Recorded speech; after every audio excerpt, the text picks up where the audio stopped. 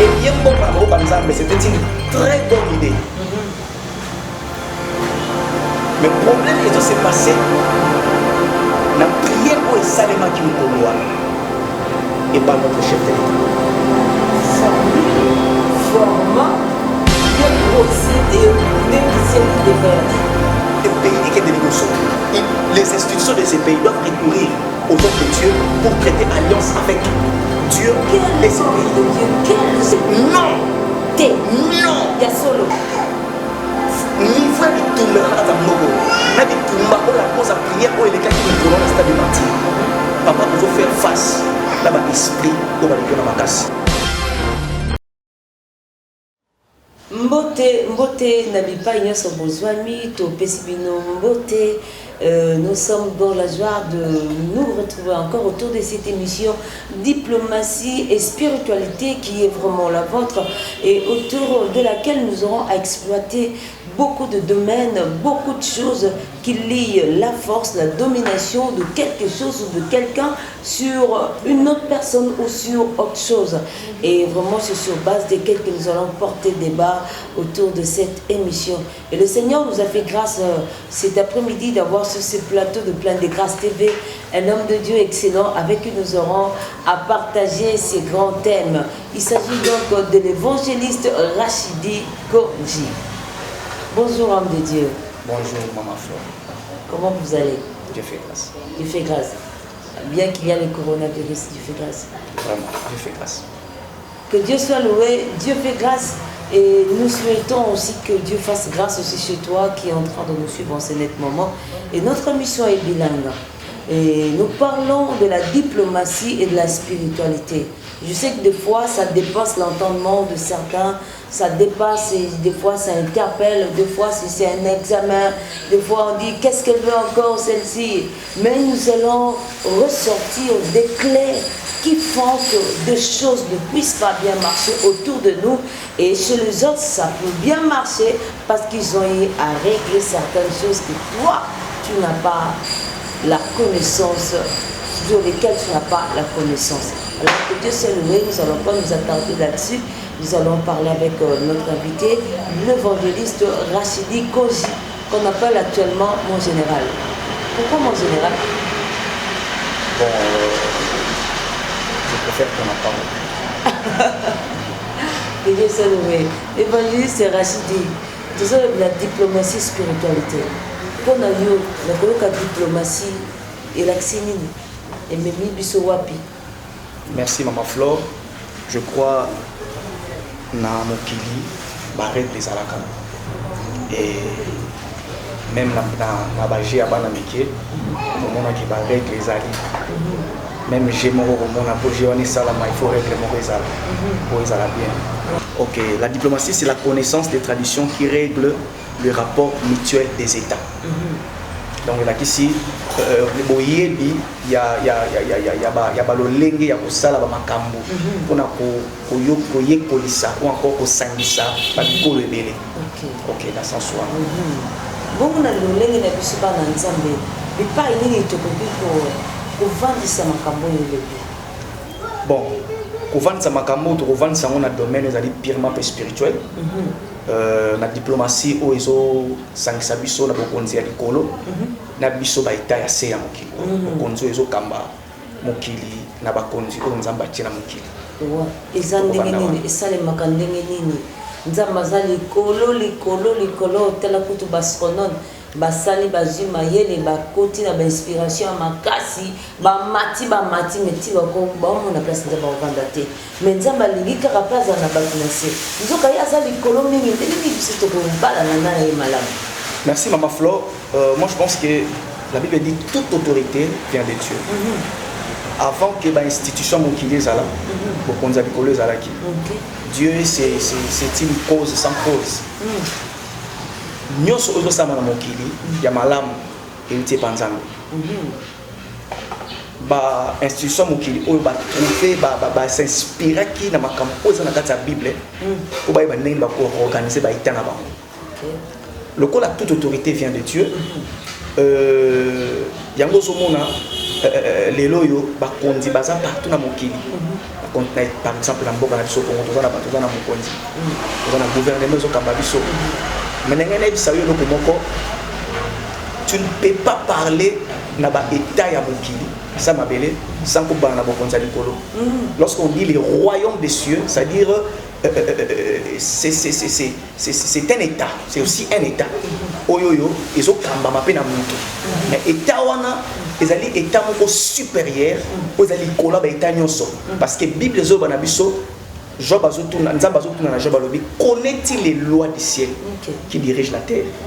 Donc, mokili ils sont dirigés par le ciel. Bien sûr. Oui. Attends que tout le monde Nzamba était. Dieu est esprit. Mais Dieu n'est pas absent.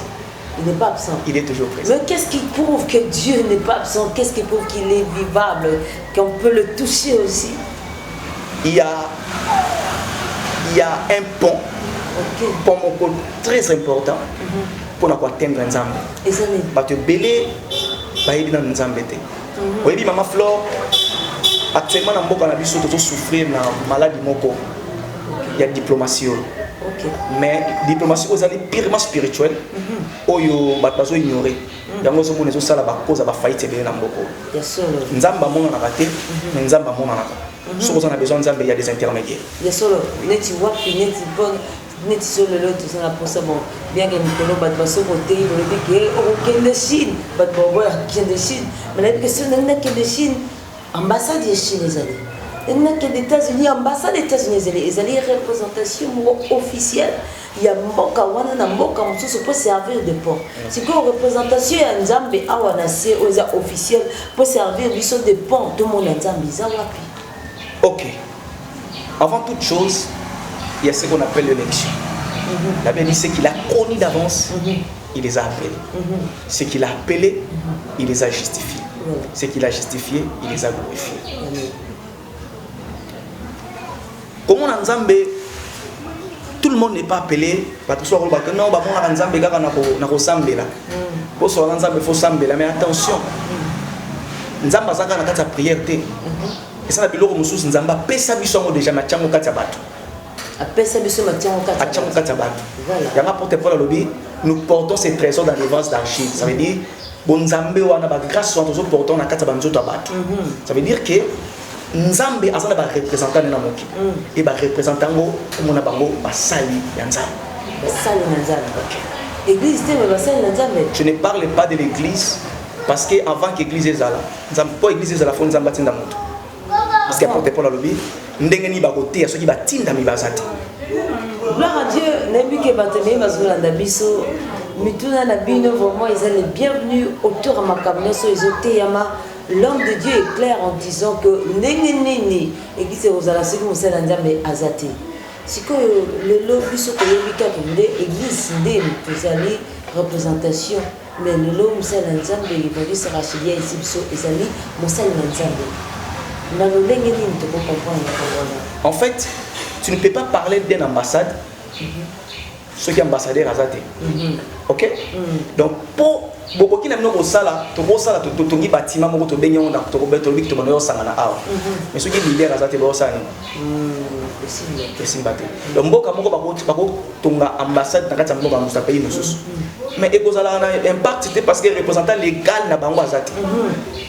Merci papa Rachidi, mais il y a une chose encore qui nous dit, c'est que actuellement dans notre pays, la RDC, on se voit que la valeur de l'homme de Dieu n'est pas vraiment à son point. On se voit, ce n'est plus qu'il y a au Batama. Tout le monde a ceux qui vont monter au théâtre, on pose un succès. Il faut bâtir des défaillances à Bassel Nzambe. Ce qui est le monde a sa faiblesse. Et chaque fois, il faut découler dans la église, faire Sima Bassel Nzambe. Et pourquoi? Mais nous avons un le banjo comme ça dans Nzambe, ça prend la biso dans Nzambe. Mais dès que nous avons le nom pour la biso valeur na yezate. Maman Flore. On dit beaucoup de souffrir dans ma bébé parce que tous on néglige ba biloko tout ça la force. Il y a la spiritualité en beaucoup ya bato. Force et spiritualité. Force et spiritualité. OK. Et donc ça la passe comment on a mboka monene lokola RDC. autorité, il y a personnalité, il y a basali, il y a basali, il y a nzambe ezali bafoué. Na kwa biso loko moko. Même Moïse, nzambe pas lobela peuple na ye. Azo benga nde Moïse, abi Moïse yaka. Loba na bango boye. Et à chaque fois peuple bazo za la contre Moïse, nzambe bazo beta peuple. Nzambe beti peuple. Beti peuple. Atiki Moïse, a petit peuple. Ça veut dire que Dieu quand il traite l'alliance avec une nation, il commence par une personne. Nzamba a su Abraham abina comme ça tata ya bikolo belé.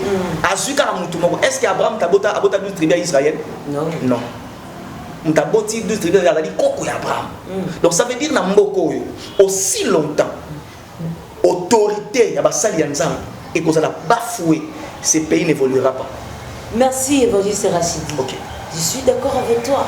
Mais il y a une chose. Mais on sent le désordre au milieu de nous, au milieu de l'église, au milieu, excusez-moi, je sais que vous êtes du réveil, bon, dans l'église pentecôtiste.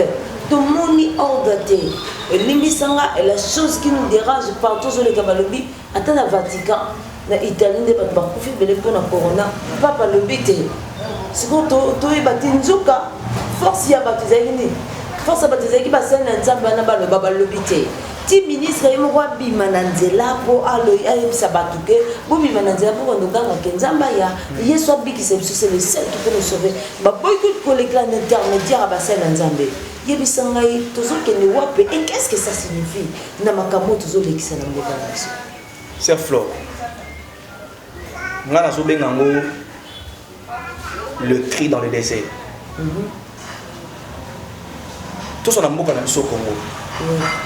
La République démocratique du Congo, c'est un grand pays. Un très grand pays. Un très grand pays. Mais au Zomonake,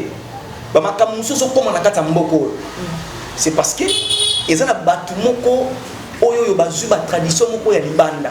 Ba yenango, ba ni ko sai na on a ndenge ya mabe et comme ko détruire peuple. Parce que les autres ont parlé sur la maladie au coronavirus. Est-ce que vous voyez ce que le coronavirus est outil? Vous avez dit que vous avez mais vous avez dit pourquoi? Vous avez dit que vous avez appel à la pasteur, à la confession religieuse, mais il y a une colonie des autorités pour défendre les pasteurs. Mon corps a un problème. Bien sûr. Les gens vont tourner vers les églises. Vous savez, la confession religieuse, autrement dit, pasteur. Représentant, il y a un Nzambe dans sa moki, il y a un Nzambe dans sa moki. Tant que vous avez un problème de voyez, mais tant que vous avez un problème, au final, la mission.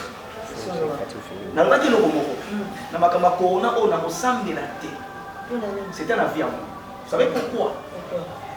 Parce que Nzamba na kanda.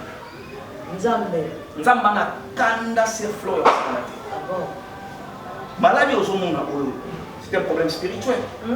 C'est un problème spirituel. Mboka na biso Congo et yambi makambo oyo na kati ya c'est-à-dire azo faire mboka biso pour faire partie na kati ya frappe ya Nzambe. Pona nini? Permettez-moi de dire ça. C'est-à-dire mboka na biso azo subir jugement pe ya Nzambe na kwa na ye parce que na likambo oyo bango basali te me ba yambi ya boya. Tant que zolo na biso ke to manza to sambela. Tokosambela bien sûr. Tokosambela siko pona nini? Okoki kosambela te sanko ba cause alika moto sambela. Voilà. OK? Faut sambela parce que coronavirus so bomba bato. Mais qu'est-ce qui a fait que bato ba kufa na malaki ba? Nini sali bo. Nini ndeto yeba. Ici je ne parle pas des Africains. OK. Ici je ne vais pas parler des Africains parce que les Africains biso ba frère toza lokola ba esale le moko ba esale la biso. Maladie au source nango ezali Nzambe. Et puis pona nini? Nzambe comme nous a se planer pas toi kufa. Nzambe to se planer pas kufa te. Ils ont jugement au ezometa. Jugement. Le kola jugement Nzambe zo sala. Et puis comme Nzambe bomba solo na bomba. Atuna avia monité. Bien sûr. Et puis cause la yeni. Voilà. Parce que biso ngota. Biso. Nzambe ebisi na Abraham. Masumu ba et matiti pas na ngai. Ils ont gagné comme na degré moko ya mabe. Alors ngamo Nzambe na kitina ta la soki za bongo na koboma moko na boma. Maman na ngai. Ozomona parce que Nzambe ta makiti ya solo. Akiti amoni peut-être que non makambo na boyoka parce que les sous me ganga ça na mungu. Le péché l'iniquité on les voit. Voilà. Parce que quand on a soum, on a garde la tenue par l'angaï, je dis que le péché a une voix. Et quand cette voix est comme une niveau mon ma casse, alors Dieu descend pour voir qu'est-ce qui se passe. Et Nzambe a comprendre que ma belle mon qui est comme tellement ma casse que pour la possible ça y bien, il faut mon qui. En fait, le premier c'est quoi? Au second on a bien mis des occidentaux. Tant on m'a la bandi, na zote taboka. Ngapi na beta kangalia. Ba mindele, ba sali ba virus na bango. Alors bazo luka sikoyo, ba sali rere moko boye, ba lobeta bango moko. Alors na mama tani na tena okipa mote. Quand on a zombie na ndako, j'ai commencé à prier pour avoir l'éclaircissement sur ce qui s'est passé. Et Dieu m'a dit, mon serviteur, ceci est un signe d'avertissement pour le monde entier. Parce que mokili bo provoquer kana na ngai. Bo sali ba makambo oyo ezali contre nature. Mabe oyo ekomi ko sala malelo. Et l'équipe même na bato Sodome na Gomorrhe ba ko sala. Ozo imaginer que na ba moko loka na ba état loka ba États-Unis d'Amérique, ba Europe, ba asiatique. Ozo mona ke ba culture na bango. Ba lolenge na bango ko vivre. Et zo kokana te na ba culture na biso ba africain pour na nini? Parce que bazo vivre mabe. Ba baby si mokili na ba pratique ya buzoba. Par exemple, vous imaginez que moi na mobile ami comme ici moi na mwasi. Oh Sodome na Gomorrhe batika busalati. Moi na mobile akeba sa l'opération ba comme ici mwasi. Vous imaginez le quoi? Parce que yebi sanga mutu oyo akeli mutu wana. Oyo ake auprès ya mutu. Pour changer nature na ye. Mutu wana mukona nga ozandenge ni. Wow. C'est-à-dire que vous déformer mokili. Ya mo moni nzamba badi ko beta na bango pour ayer ça la biso ba africain au moins na bandi kuna na zoya o meka na oya l'évangile sera suivi il y a un passage dans la Bible je crois dans Romains 1 et le Bible va verser aussi après 1 le Bible ils sont connus Dieu et ne le point glorifié comme Dieu et qui les a livrés des passions enfants Zamba est bien disait que ma maman elle m'a dit tema na bango ndenge tomwamaki mpo baglorifie nzambe na ndenge esengelaki te abwaki bango et c'est tout à fait normal que bazitamo ezala nango mais pourquoi enyokola ye lisusu aya koboma bato oyebi ke nzambe alingaka biso nini Dieu a tellement confiance en nous ke biso moto abisaka na baconfiance en nzambe ozomona soki nzambe aconfie o mission ayebi koza mutu mais nzambe asalaka confiance malgré ba défaut na nzambe asalaka confiance mais mutema ya mutu yango ntango azobenga bana Israël se bazokota bino na mboka na boloba te na mitema na premier garde à vos cœurs boloba te ke makasi na biso depesi biso mboka na bakola mboka ozomona garde-toi de dire dans ton cœur. Ça veut dire que tout ce que Dieu fait, ils apprennent à voler dans la biso. Mais le point de mon thème à Yamoto, ils ont toujours tenté pour qu'elle vers le mal. C'est ça la déformation. Il y a des gens qui ont malamu et comme à Kamate. Alors, nous avons dit que nous avons dit que nous avons dit que nous avons dit et elle nous a pas su tout tout qui est à niveau pour moi. Ça dit, moi, l'homme au salon, ah, c'est tout qui est. Et ça, on prévoit qu'il y a monté. Il y a mon des aérobis. Je t'avais planté comme une ville excellente et du meilleur plan. Mais comment as-tu changé? C'est-à-dire, tu as changé à une ville étrangère. Mais il n'y a pas de cas quelque part. Mais la salle qui a été, mais au changer nature, ça veut dire que mon toit, ça a monté.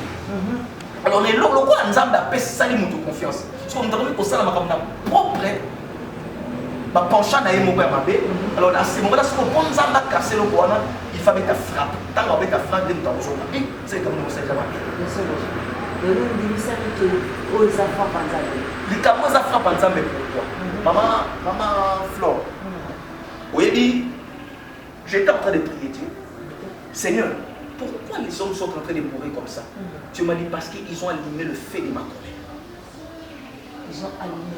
Mokili et koti na kati ya mbulunga ya masumu na niveau moko voyez. Pourquoi ebandaki na Chine? Pourquoi koti Europe? Pourquoi koti na États-Unis? Pourquoi? Alors que au début Afrique ebandaki kotanga mate. Ozomona?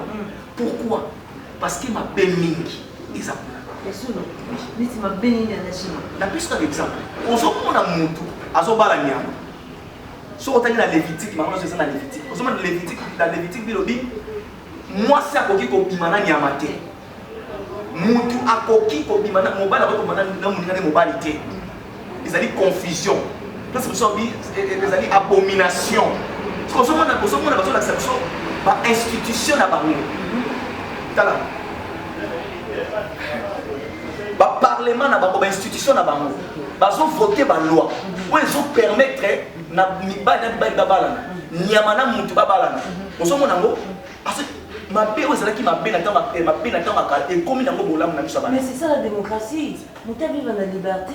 Attention, dans le monde des esprits, il n'y a pas la démocratie. Dans le monde des esprits. Il n'y a pas la démocratie. Mais il n'y a pas de passer la maman. En même temps, on monte à qui on le Satan. Nous avons été mais chez les diables, les mots amnistie, amnistie et pardon et pitié n'existent pas. Sur ceux qui va pécier, par exemple, loi Moratosa et Katosia Moté, les diables frappent les tuent. Pourquoi? Parce qu'atocité. Atocité. Vous savez comprendre? C'est dans le monde des esprits. C'est grave, l'air est grave, ma soeur. L'air est grave. Maintenant, il faut continuer dans le monde des esprits. Le monde des esprits est fonctionnaka. Naba le lengue moko ya bakité. Osomona ngo, ce qui monde d'esprit est candi le comme ça. Les physiques, le monde spirituel n'a qu'à exécuter.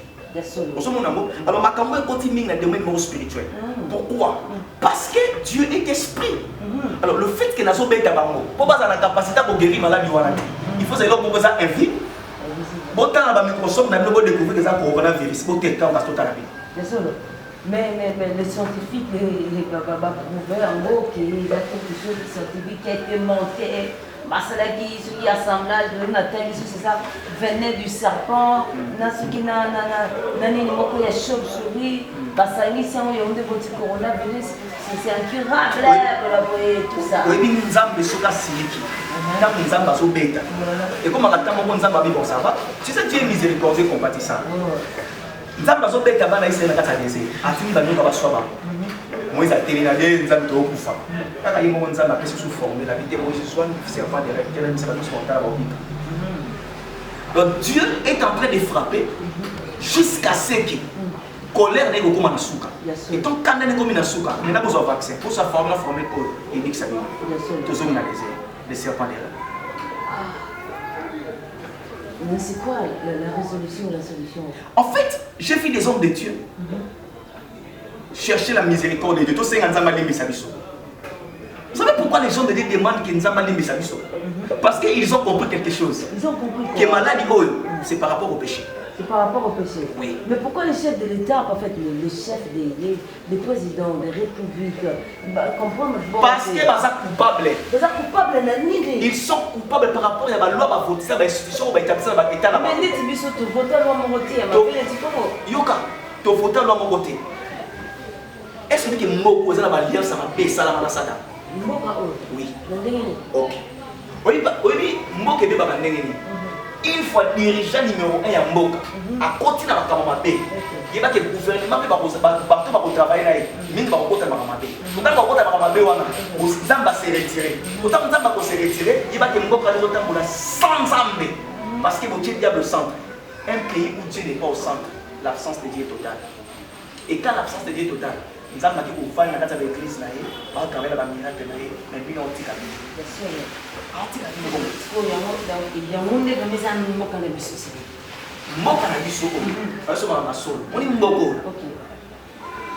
ici, je voudrais m'adresser au gouvernement. Ceux qui vont vous dire Bakou ya Boyo Kangai. Moi qui suis congolais, fils du pays, ma mère est congolaise, mon père est congolais. Je m'adresse aussi particulièrement au chef de l'État, son Excellence, notre président, le président Félix-Antoine Tshisekedi. Excellence, vous dirigez un grand pays et votre tâche n'est pas facile. Si vous ne mettez pas Dieu au centre de votre mandat, pendant les 5 ans que vous allez travailler, vous ne ferez rien. Vous ne ferez rien. Mettez Dieu au centre de votre mandat. Regardez les intérêts de Dieu. Qu'est-ce que Dieu veut pour la nation? Qu'est-ce que Dieu entend de moi pour cette nation qui souffre? Et vous verrez que Dieu sera derrière vous. Mais jusque-là, c'est que Dieu a contre ces pays. est que premièrement, le respect à la personne de l'homme de Dieu est bafoué. Dieu n'est pas au centre des institutions de ces pays. 3. Il y a des alliances sataniques qui ont été faites avec les hommes qui sont jusqu'aujourd'hui qui dirigent ces pays dans les différents ministères. Ce sont des hommes d'État. Ils dirigent Mboka. Ils ont un poste à miner, mais qui sont des occultistes. Excellence, comment voulez-vous travailler, vous qui êtes chrétiens, auprès de vous avec des occultistes? Ils seront toujours pour vous une pierre d'achoppement. Si Dieu ne revient pas au centre de ces pays, si vous ne recourez pas à la diplomatie de ces pays avec Dieu, ces pays n'avanceront pas. Dans votre 5 ans que vous allez faire, vous allez remarquer à la fin, le peuple dira non, vous allez le voter. Pourquoi? Parce qu'auprès des institutions, dans les institutions, il y a des personnes que Dieu ne connaît pas. Merci, maman. Que Dieu soit loué, que Dieu soit loué. Et ça, c'est tellement fort, des alliances maléfiques, c'est tellement fort de choses qui se passent actuellement dans notre nation. Et ça tique, et puis ça interpelle, et que ça t'interpelle aussi à pouvoir prier pour la nation, les chefs de l'État, avec cette lourde tâche qui n'est pas facile à accomplir, mais par la grâce de Dieu, elle peut être facile. Bato minene baleke na mboka oyo basakola 18 ans toko luka prophète moko uteki Londres ayebisi biso ke na 1981 bajuif moko bautaka Israël bayaka uniquement pour apesa prophétie ya Congo ke na temps moko boye monde entier bakolelaka monde entier bakosouffrir mais nzambe kobimisa nde ba vrai missionnaire baote ya sango malamu avec le feu. Mais chose étrange, comment on se retrouve dans la guerre satanique, chose étrange, comment on se retrouve pour frapper sur sa malédiction. Et maintenant, l'année passée, les chefs de l'État, pour une première fois dans cette nation, à Sénégal, après ça officiellement pour dédier Nzambe Mboka Oyo la RDC. Nous avons balia sur les cas de l'état. Nous avons makamawonte malaki kukosa le makate. Merci maman Flore. Mais l'eau pour c'est ça la maman mokili. Bato bazana ba habilité pour ça la bazana. Si que la coordonner Moussa na coordonner. Si la communication de journaliste. Quand dédier Mboka na Mboka Nzambe, c'était une très bonne idée. Mais le problème est que c'est passé na prière au Salema qui mukoloa et pas notre chef de l'État. Formule, format, bien pour aussi dire, même si il y a des défaillances. Je me réserve de dire beaucoup de choses. Okay. Excellence, avec tout le respect que je vous dois, je suis le moindre de tous les hommes de Dieu. Car dans ces pays, il y a des grands hommes de Dieu qui sont des piliers de l'évangile dans cette nation. Je ne me compare pas à eux. Monsieur le Président, j'ai des messages pour vous. Dieu m'a donné 3 points, 3 messages essentiels pour vous. Premièrement, mon imboka na biso. Tant na zolo baké, problème est na kata prière et salimaki. Apparemment ba sala nzambe nous basala ki mukolo wana, ba comprendre que le belégalité. Oui. J'étais en train de prier Dieu. Dans une cérémonie, il y a des dédicaces et l'équipe.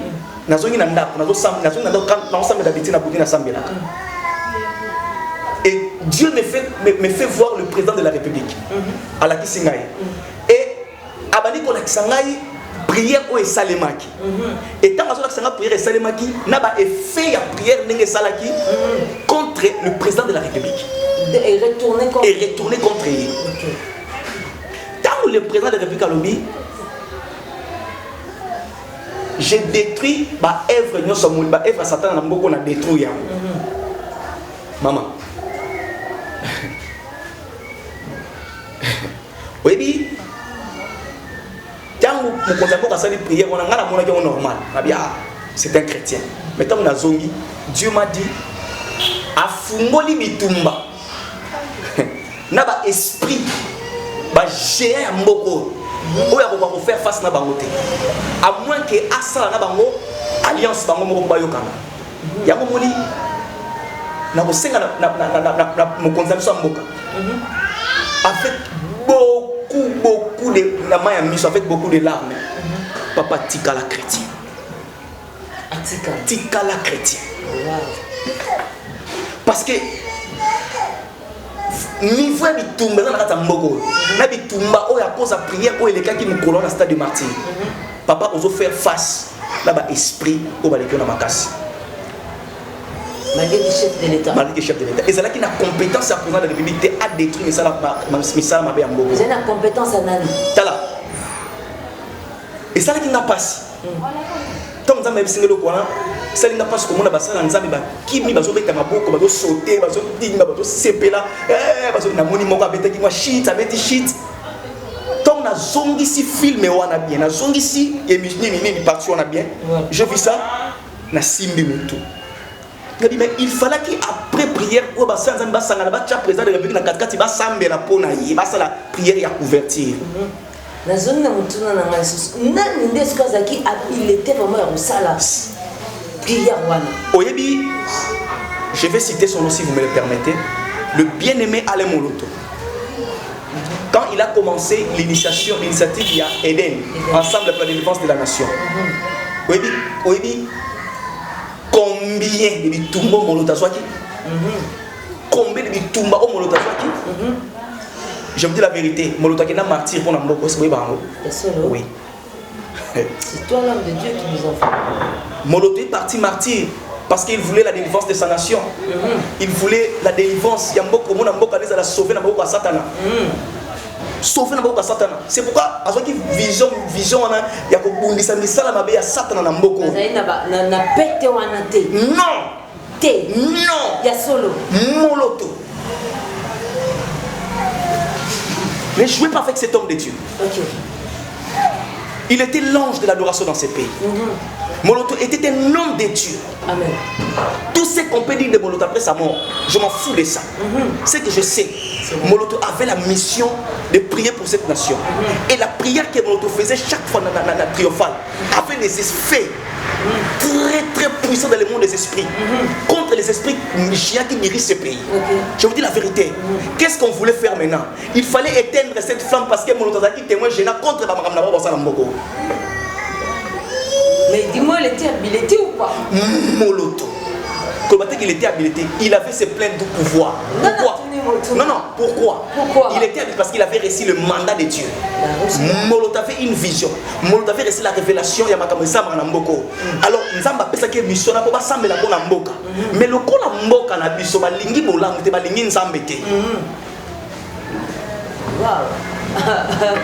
Ça c'est très fort, hein, que Dieu soit loué. Notre très cher président. Oui, Maman Flore. Est-ce que vous voyez que notre président de la République, et si Gaza on a quitté, c'est Dieu qui l'a mis là? Ah bon? Oui. Okay.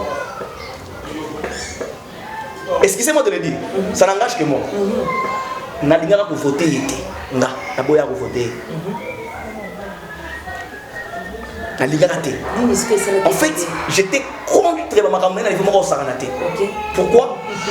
Parce que na terre qui m'a ramené au Kenamboka bien Ntote. Subitement, na bandi ko mona ba yeko la sanga ba vidéo ya ba sali ya nzambe minene pour bazo prophétiser sur notre président qui a posé la présidence en Mboko. Ah, j'ai dit Seigneur, ça c'est quoi ça? Je dis bon d'accord, je suis un homme de Dieu, je vais prier. Quand j'ai prié Dieu, et Dieu m'a certifié, réellement, c'est moi qui l'ai choisi.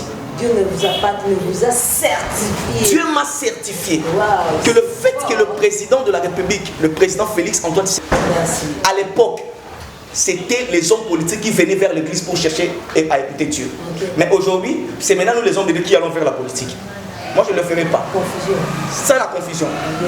Pour que ces pays et que des libossos, les institutions de ces pays doivent recourir aux hommes de Dieu pour traiter alliance avec Dieu et ces pays. De Dieu, quels hommes Yoka. de Dieu. Nasili ça. Dieu m'a certifié que le président de la République n'a quitté en fonction. Nzambe mutache yoana. Et je me suis dit bon, le coup les alliés Nzambe. C'est que tous Nzambe. Osomona. Na comment qui koloba bola mamutu oh ya excellence mais c'est Antoine Tshisekedi. Mais na linga qui était. Pourquoi? Le coup la Nzamba pesibisoye. C'est qui? C'est quelqu'un qui va apporter quelque chose dans ces pays. Parce que vraiment, il est chrétien. C'est pour la première fois dans ces pays que nous ayons un président de la République chrétien et qu'il y a une église d'attache locale. Qui est connu. Et qui est connu. Et qui a un père spirituel qui est connu. Et plus encore, le président de la République a assisté à la culte de l'église. Tangela na combat président de la République a mboka wa keno assisté à la culte. On a débatté mon frère. Na lobi que ça débat. Non, nalingi to zala. Ils ont débatté pour tout le président de la République nini à sana église ou nini mais tout le monde a des fatigues. Tout le monde pour mon sous d'être invité. Alors, dans ma précision yo pesier. Ndenge obandi koloba malamu nyose moni pona ye Nzambe abongisi na mona simana ye parce que le but c'est le choix de Dieu. Comme c'est le choix de Dieu, il est obligé de témoigner qu'il est le choix de Dieu par de preuves. Ma preuve à conviction c'est ça là. Pour une mission Nzamba zuye David Nzambe mtapona qui est tout monde va preuve à David à ça ça où le Nzambe peut comme mtapona qui un petit peu amour Benzama Mungo. Maman c'est pour la cause du président chrétien. Comment? Parce que à côté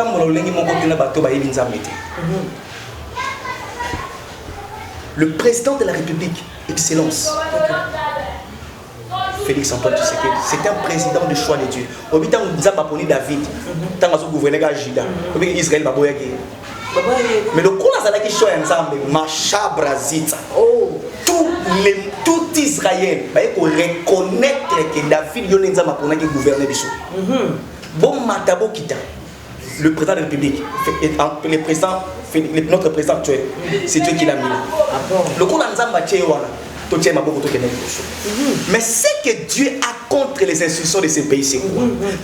C'est la première fois que dans l'institution l'assemblée provinciale, tout le monde est pasteur à Zawana. Dans le ministère, le ministère de sport, tout le monde est pasteur à Zawana. Et ça l'a quitté. Et ça l'a quitté. Tout c'est parce que ce sont des pasteurs, des hommes de Dieu. Mais il faut savoir.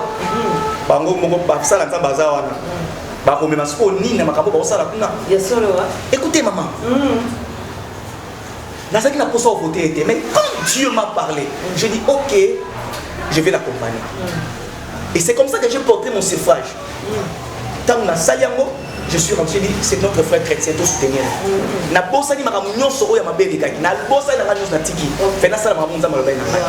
Alors, et loko oyo eko tike mingi ngeza kini. Tant on a parlé concernant la prière au salamaki. Tozonga na prière wana. Monsieur le président. O engagé bitumba moko oyo il faut en avoir beaucoup de soutien, il y a intercession makasi. Parce que lorsque notre frère Moloto a commencé cette initiative, ce sont des géants de ces pays, incarnés aussi par la chair, qui se sont levés contre Moloto, d'une manière ou d'une autre, et qui ont combattu Moloto, et qui ne voulaient même pas que la prière en est salée. Pourquoi? Parce que Moloto a dit témoin gênant. Tant Moloto a accueilli, nani soit télé pour abana soit prière à l'avance pour la nation. Nasi sa maman si vous voulez. On a télé ça la soirée basate. Est-ce que que tant aux autres la délivrance y a battu. La délivrance est seigneur Ramakila. Oui bien go. Christ va sauver mon kili. Il a fallu mi pesa yemo potobika. Chaque délivrance, il faut un sacrifice. Il faut un don de soi. Yoka. Yoka. Le ko la molota luka qui délivrance ya mboka. Oye comme il moloto. Je vous dis la vérité. J'ai appris qu'il était en Molotazo Koufa. Et il a dit, je vois les anges qui sont venus m'escorter. Tu sais ça qui signifie escorter? Escorter veut dire amener avec sécurité. C'est que Molotazo Koufa me connaît Kokaki. Aussi ici mission dans Molotoyak. Zonga. tu seras conduit avec sécurité. Tu seras escorté par les anges. Là n'est pas le problème. Ok, c'est là, Molotakei. Oui. Tant Molotakei, est-ce qu'il va retomber spirituellement dans le Moko? Et ça, j'aime soit Moko Bako. Est-ce que bien? Est-ce qu'on y a dit que pour notre président, Azala président Lelo, il a fallu que géant Moko. Et les géants étaient tombés. C'est qui le géant? Maman, vous n'avez pas de problème. Nazongi na motuna na ngai. Nani nde aza habilité aza na pete wana depuis na lola pour assumer force ya prière wana et puis ils ont fait na ngona mboko. Yoka. Mukonza mboka tanga sali prière wana. Ba Eva Satan mboko na détruire yango. Nzambe na limbisa mabe na biso na zongi mboko na mboko na yo. Phrase wana ya ko détruire misala ya Satan. Maman, c'est pas facile. C'est pas facile. Il était chrétien. Il est chrétien, oui. Chaque chrétien peut chasser chaque chrétien peut chasser un démon. Oui. Il y a, maman, tu sais, dans le monde des esprits, il y a des catégories d'esprits. Il y a ce qu'on appelle les principautés. Prière, on a engagé qui va démonter. Moi, je suis 5 ans, il peut chasser un démon. Sors. Au nom de Jésus, sors. Mais Daniel a Zoloba. Un ange de Perse m'a résisté. Un homme de Dieu comme Daniel, un prophète puissant comme Daniel. Puissant. Qui a prophétisé sur l'eschatologie. Qui a parlé des choses à venir. Mais ange beaucoup a kangi réponse na ekomate. Mais Daniel a tout sambi là. Prière donné un principauté na espace pour un journal. Il a fallu une intervention. Au ce moment-là, ça veut dire que les gens force nous soit esprit nous soit dans la bangoba, les cœurs dans ma casse. Bitumba ou notre en fait, ça veut dire n'habiter mando ça na mandat et loco. Est-ce que le président de la République était pasteur? Est-ce que c'est un homme de Dieu? Parce que nous sommes tout chrétien, c'était on est enfant de Dieu. Mais Dieu a donné à chaque homme une mission spécifique. Au ce moment, prière on a des âmes à péter. Mais nous savons que liboso ya Nzambe les âmes à l'amour. Mais ce que Dieu m'a dit que cette prière là, c'est là qu'il a pas galon à y a ça la prière. Il a fallu les hommes de Dieu. Les fils il devait avoir une autorité spirituelle. Na mboka o doit ça crédible. Nani na yebité. Vous voyez pas. Attendez. Moi si je suis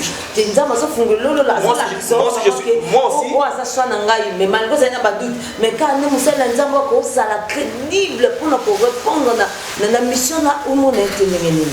C'est pourquoi je me pose des questions. C'est pourquoi je me pose des questions. Y a-t-il encore des envoyés dans ce pays, des envoyés de Dieu dans ce pays? Oui, mais dans ma caméra, il y a des domaines spirituels, ce qui est là-bas spirituel. Il fallait qu'il y ait une prière simple, mais il y a détruire la force du mal. Il y a coupé sa vie aussi. Il y a coupé sa vie aussi. Beaucoup remarqué dans 5 ans, Soki, notre président, a monté une équipe d'intercession. Va prier pour Naïe, pour faire face à Bitumbo et télémi contre lui. Vous remarquez dans 5 ans, le président de la République n'a mandat à Oseloté. Oui. Mais qui peut être associé à déjà? Yo. Au misère déjà. Bon, ici, je fais appel aux hommes de Dieu qui sont connus dans ces pays. Qui sont connus. Connus. Et ceux qui sont connus. Toi, tu n'es pas connu pour le voir. Non, non, non. En tout cas, épargnez-moi de ça. Ils ont la facilité à prier pour nous. Ok? Je vous demande, homme de Dieu, priez pour le président de la République. Au moment où nous papa la Félix aille la mission dans Mboko. Et ça les maté, et que ça maté. Vous avez pendant mandé bandé. Vous avez milinga. Le col a y'a le monde est en train de se dire quoi? Le col a y'a l'accès à ça chrétien au l'accès. Parce que le col a ça maintenant il faut que ça va action et même il y a des hommes d'État dans ces pays qui travaillent même spirituellement pour la destruction et l'échec. Il y a un mandat président à Bissau. Et bien, ceux qui sont dans les camps du diable, parce que même eux, ils ont réussi ces mandats-là. Monsieur le Président, dans votre 5 ans, vous allez vous retrouver que dans les 5 ans là, au sein de l'autre côté. Pourquoi? Parce que les Bitumbo actuellement, ils ont la macassina. Ok. Vraiment, le mot de la fin, c'était l'évangéliste Rachidi Konji. Vraiment, il a une langue brûlée. Il a le plus grand chante là entre ses mains. Alors, Dieu ça le sait. Et parce que la parole de Dieu, la Bible dit, est éprouvée. Elle est éprouvée en elle-même, ça veut dire qu'elle est capable d'accomplir des choses dont aucune main n'a le pouvoir d'annuler, aucune bouche n'a le pouvoir de révoquer. Et nous croyons que Dieu est Dieu. Et dans ses capacités divines, il a tout le pouvoir de faire selon son bon vouloir. Alors, Évangéliste Rachidi, nous sommes vraiment à la fin de cette émission. Un dernier mot pour tous ceux-là qui t'ont suivi et qui sont enragés comme toi au travers de paroles libérées dans ces instants et qui motivent, qui influencent, qui attristent et qui font réfléchir. Alors, un dernier mot. Merci Maman Flore. Le dernier mot est que je ne cherche pas la faveur des rois. Parce que les Congolais sont comme ça. En tout cas, il parle-moi de ça. Ce que nous cherchons, c'est le bien-être de ce pays. Et nous voulons accompagner notre pays, nos institutions, et réussir une mission au Nzamba Pesiba. Et nous étant que les sentinelles de cette nation spirituellement, nous sommes là pour dire au peuple de Dieu ce que Dieu attend de nous dans ces moments-ci. Et qu'est-ce que Dieu attend en ce moment-ci pour que ce pays soit épargné de cette adversité maléfique qui frappe le monde entier?